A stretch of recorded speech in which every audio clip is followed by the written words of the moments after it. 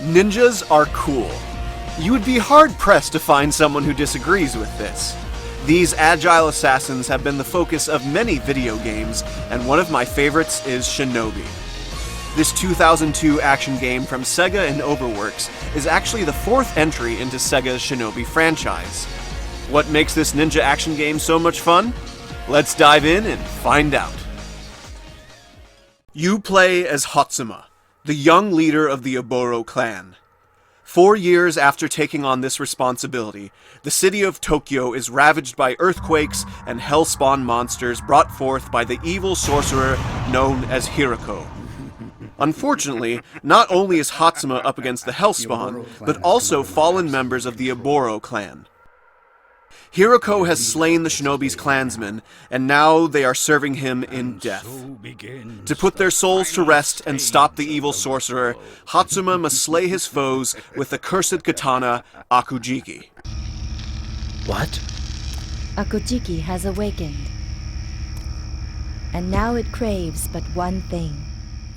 The souls of people are made up of evil and good, yin and yang. Yin is the collection of all the hatred and pain that people feel inside. Akujiki has consumed the yin of men since ancient times. If left unfed, Akujiki will eat away at its wielder's soul. I fear for your life. I am prepared to face my fate. There isn't a great amount of story in this game, but what we do see, I really enjoy.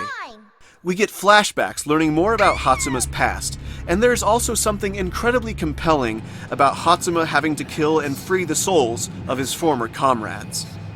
Hiroko is a gleefully evil villain, if a bit goofy at times, and there's a pretty cool twist regarding who started this disastrous chain of events.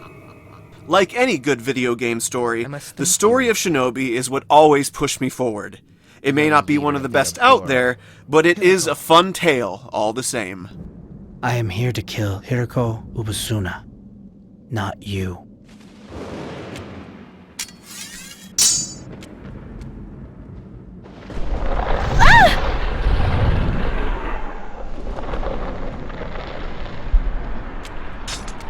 So you are the new wielder of Akujiki.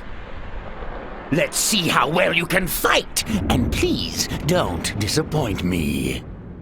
The gameplay of Shinobi is unlike any other action game I have played. There are no combos or movesets to speak of. Instead, you must dispatch enemies with Akujiki by performing tates. By swiftly cutting through 4 more enemies before the timer runs out, Hatsuma can execute a tate, eliminating the entire group of enemies at once. It's a very fun system, and performing successful tates is the key to victory, as your attacks do more damage with each fallen foe. This is crucial in the game's boss fights, where it is quite difficult to defeat them without doing a tate. When you do defeat a boss with a tate, however, it is extremely satisfying. Done. Hatsuma is extremely agile and can double jump, wall run, and do slick ninja dashes. Mastering these maneuvers is also essential in making it through Shinobi.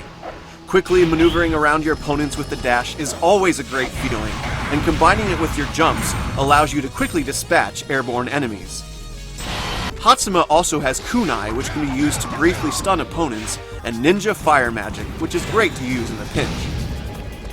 While Shinobi may not have a large amount of combat variety, the system here works so well that once you get a feel for it, you will feel like an unstoppable ninja master.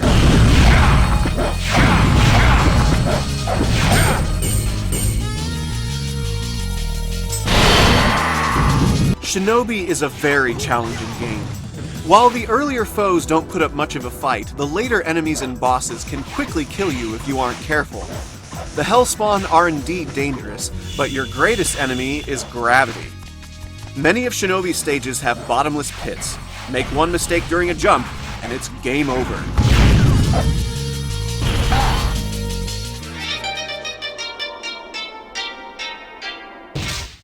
This, combined with the fact that there are no checkpoints in the levels, can make some of the game stages very difficult to get through. Also, the sword Akujiki thirsts for souls, and if you don't defeat enough foes, it will start draining your life, potentially leading to another game over screen.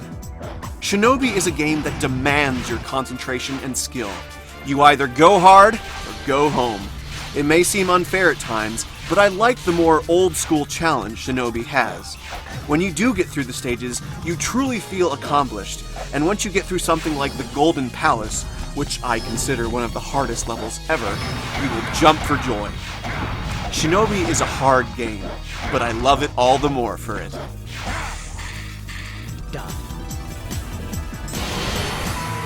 Lastly, there's the music.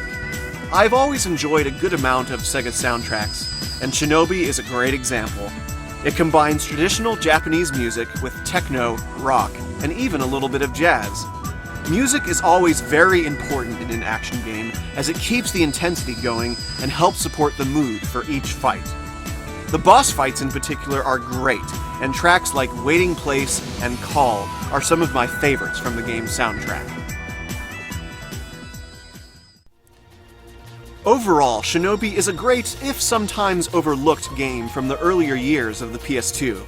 It's definitely among my favorite action games. I love the combat and the music, and the story and visuals are also pretty excellent. And I must admit, I never get tired of watching Hatsuma's scarf. That thing is so cool, and I wish I had one of my own. Anyways, if you love ninjas and want a fun and challenging game, I highly recommend checking it out.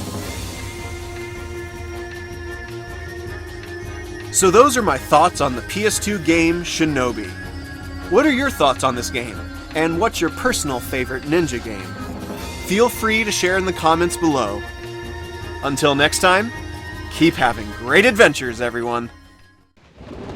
You're strong. Must run in the family. I'm glad we fought. It was fun.